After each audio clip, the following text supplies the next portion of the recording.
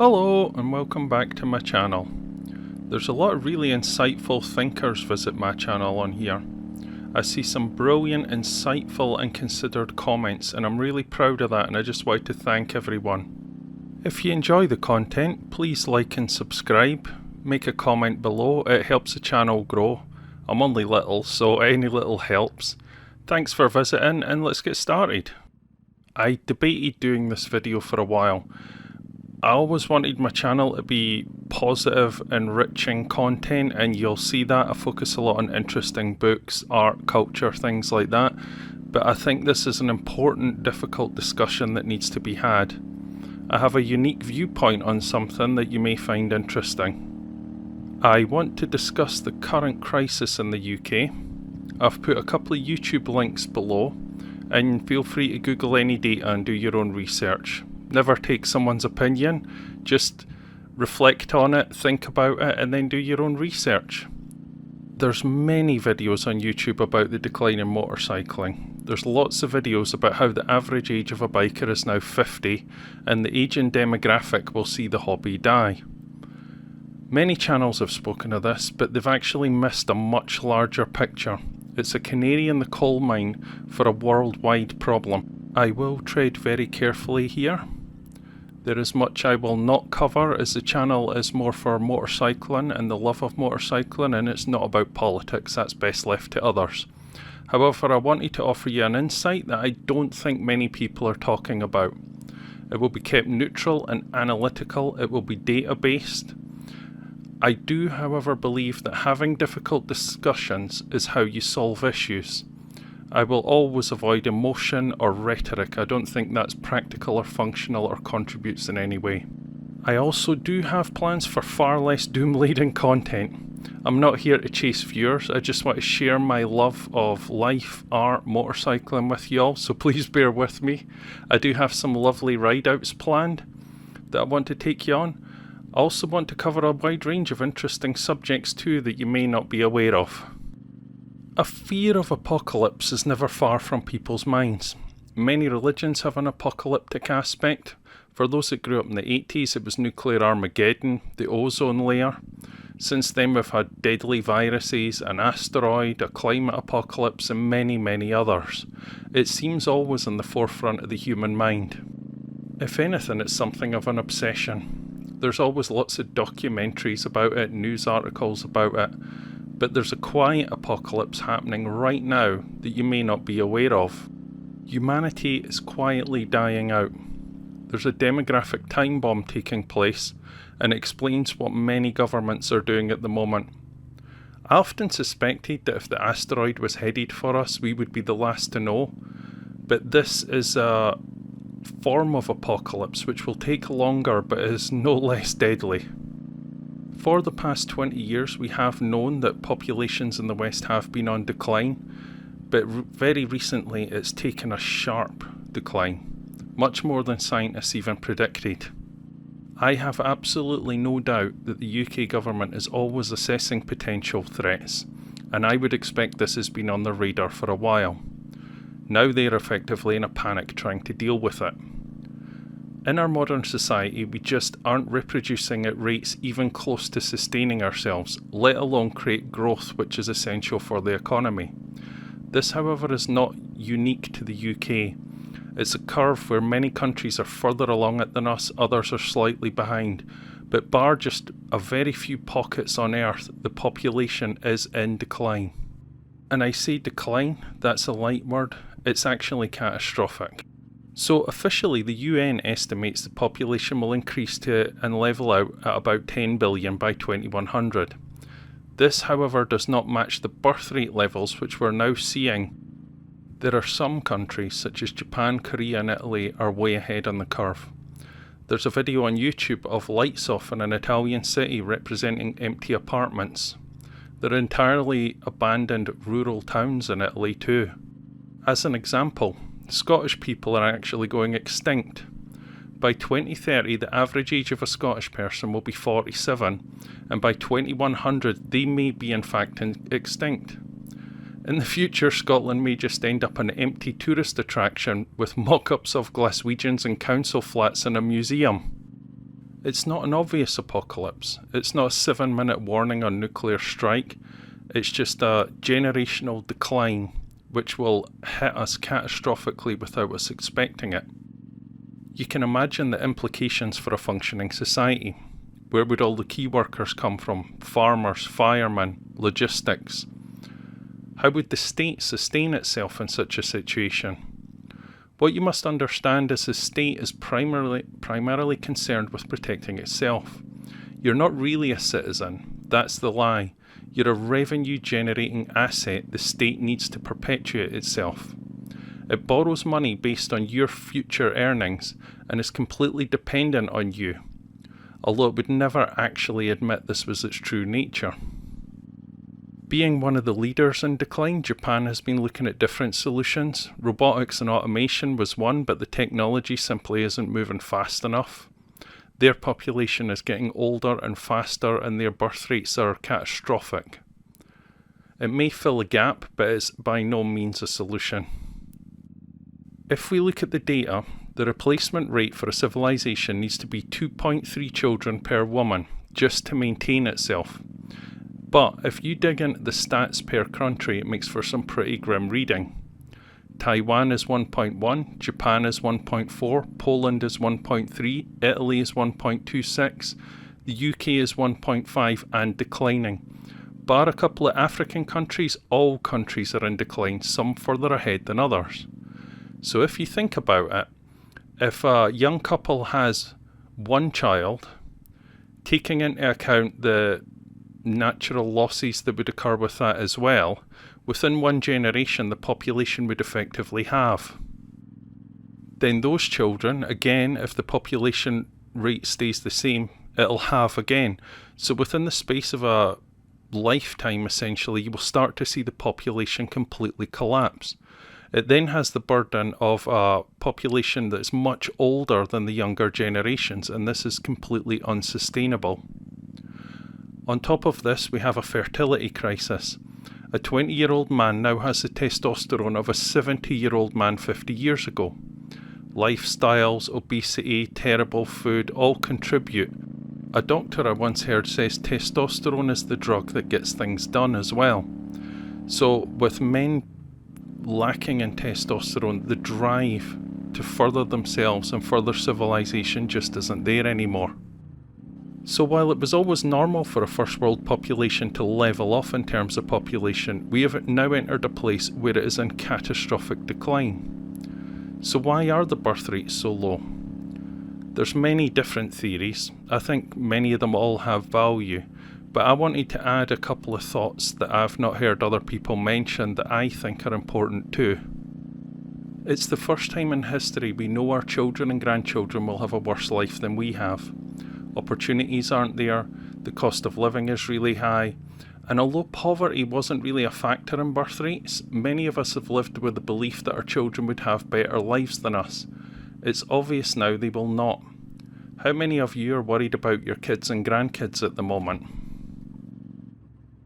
I also believe modern society systems lead to people being trapped by debt. There is a big difference to just being poor or being crippled by debt. The levels of debt now are absolutely crushing. A basic home is 9 times your salary, high taxation, low wage growth have led to an environment where people are trapped doing jobs they hate just to survive. I know of myself of young couples trapped in tiny homes without gardens, working all the hours they can just to survive, often multiple jobs. I do myself believe there is great value in work, a feeling of providing and contributing to society, but at the moment you just aren't. You're sustaining the state and corporations at your own expense. This has led to a life having a deep subconscious feeling of being trapped and mentally imprisoned. Many will think, do I want to bring kids into this? Some in fact have even said this to me.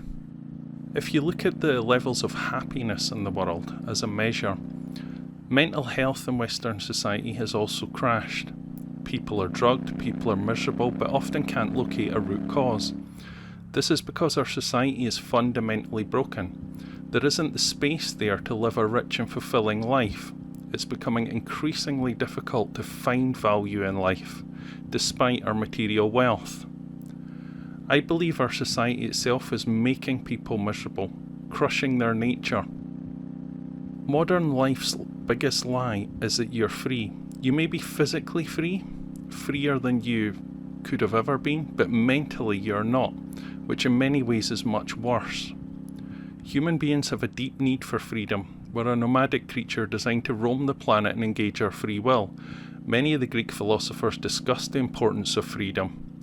I myself have seen a marked reduction in freedom in my lifetime. The worst thing about it is it's almost impossible to see the cage you're trapped in. You can feel it. Subconsciously or consciously, people know something is wrong. On top of this, loneliness is a massive factor too. Do you remember the phrase, "it takes a village to raise a child"? Many now are on their own. Despite living in a big city, you can be lonelier than ever. Friendships are on the decline, and you no longer have the support of families and communities. Online groups are a poor substitute for this, but at least it's something. This is common in many Western countries, but in the USA, 60% of men under 30 are single. Men feel no need to invest in a system that offers them nothing. A man will happily work a hard, difficult, demanding job to support his family. Men express love through service to their family and tribe. However, with a decent job seeming impossible to get, and a lack of decent opportunities, men have simply given up, taken to just sitting and playing video games and not furthering themselves. The Roman Empire had exactly the same problem under Augustus, as men disengaged en masse from the society. The same issue affects women too. In a recent study, it predicted 45% of women will be single by 2030. What a terrible position we find ourselves in when men and women are left alone in such a popular, busy society. Hungary have noticed the problem.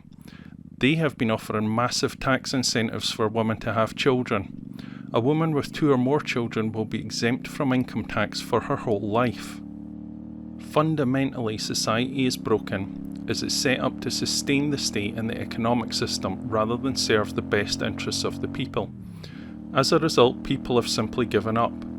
They're not investing, and they're especially not making the biggest investment in their society, which is having children. The state is extracting as much as it can from you to sustain itself, and like a tumour, it's destroying itself in the process. There's very little chance you can win, and many are just operating on basic survival mode against impossible odds. So how will this decline affect the economy? Well, for your average person it would be initially good. House prices will collapse, wages will go up, opportunities for young people will increase. There's a lot of benefits for average working people. Naturally, as this happened, they would build lives, they would have more kids, and it would lead to a better society. However, the government simply cannot wait around for this to happen. They are choosing another path. However, for the state in the short term, it will face collapse. Tax revenues will drop significantly. They will lack key workers. It would have to shrink enormously just to survive. It would definitely lose power. The social care system would collapse. The state enjoys the social care system because it's an element of control. It makes you dependent upon them rather than a free spirit. Corporations will see a massive collapse in sales and negative growth for a long time, and this would obviously have a knock-on effect on pensions and the stock market. What you must understand is you were maybe brought up to believe you're a citizen in a country, and this conflates with the culture of that country, but that's not really true. The state will propagandize that you're a citizen and you're part of a tribe, but the truth really is you're a tax-generating asset for the state in order to support it. It exists to live off your labour, and it can also borrow money against future tax revenues, which is especially important given how much debt it currently finds itself in. You're always told, get a job, be a good citizen, and this is entirely so the state can live off your revenue generation. Essentially, you're a small battery giving all your power to something that doesn't care about you other than the value you bring to it. I do think people are starting to realise that they are just an asset. Maybe it's subconscious, maybe they can't put it into words, but I believe this is why many people are disengaging. If the game is rigged against you, why even play it? I do believe many would think they'd rather be poor than be a slave to a system that just wants to bleed them. This is also why you will notice they keep extending the pension age. However, this always meets resistance, as it's mostly older people who vote, and they tend to vote in their own interests. So the politicians have a very difficult time in selling this. Our economic system is based on perpetual growth as well, so there would be nothing more catastrophic than a demographic collapse. It's not something they can fight against. They would just find themselves in terminal decline. So if I know this as just some random artist on the internet, then sure enough the government is bound to have known about it for a while and is acting accordingly. This is why the UK has been on a massive immigration drive in order to protect itself. There's growing fury that migrants aren't being stopped, put up in hotels, and to the average person that doesn't understand the greater picture, this seems unfair. However, the state is playing the long game. It's purely numbers on their behalf. If they can import a set number of people, which they may already have a number in mind, they will then at some point push them into work, then it's more tax revenue for them. Essentially, immigrants are sold a story that they will have opportunity here, but they won't. It's a trap. The state hopes a certain percentage will settle and become contributors, even if it's not all of them, for no other reason than it needs the revenue. It's trying to apply a badly implemented fix after the fact. Did you know some studies indicate the UK population is actually around 85 million, and this is why our infrastructure is struggling? The politicians don't have any real power. They're just an illusion to give you the opportunity to vote so you think you can affect some sort of change. They will have been told the policy and the problem, and it's up to them to try and sell the idea. They will then be backed by state-controlled media. What you've got to understand as well, it doesn't have to be a grand conspiracy.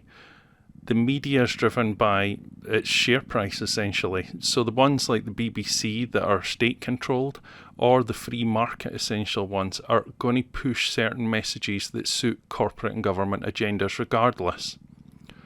At the moment, however, the state can't admit what's going on because they've painted themselves into a corner.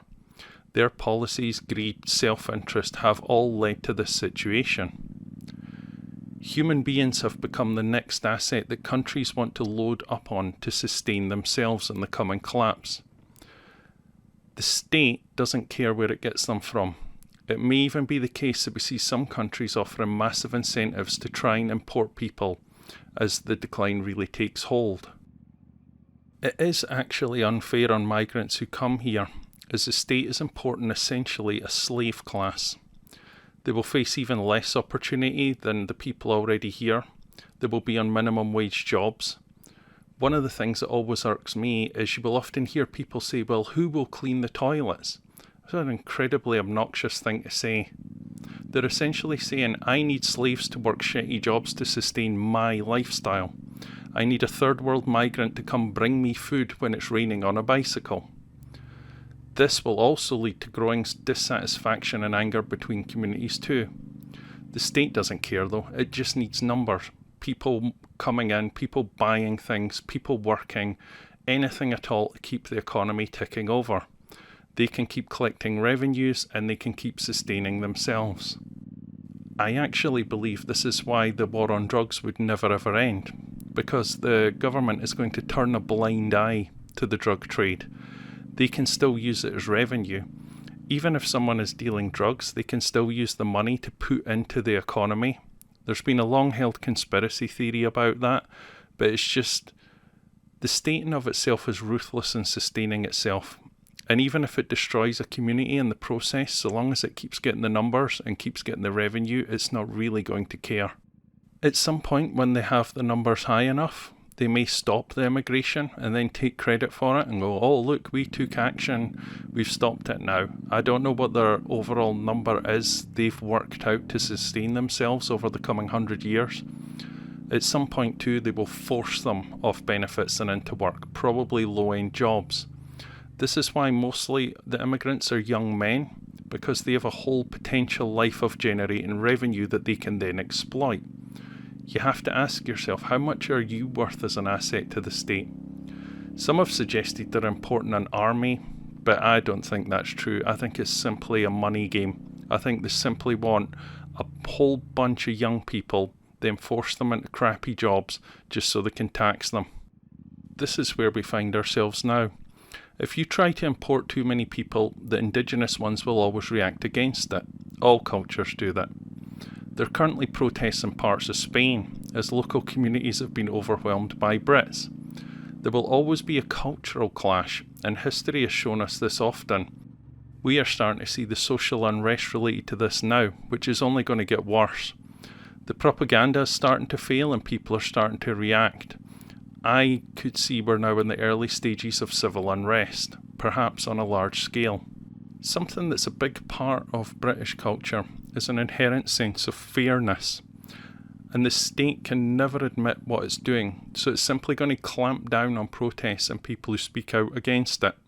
However, the UK state has found itself in a very precarious situation where it finds itself unable to admit what it's doing, so it's going to continue to try and import people as long as it can before it's stopped.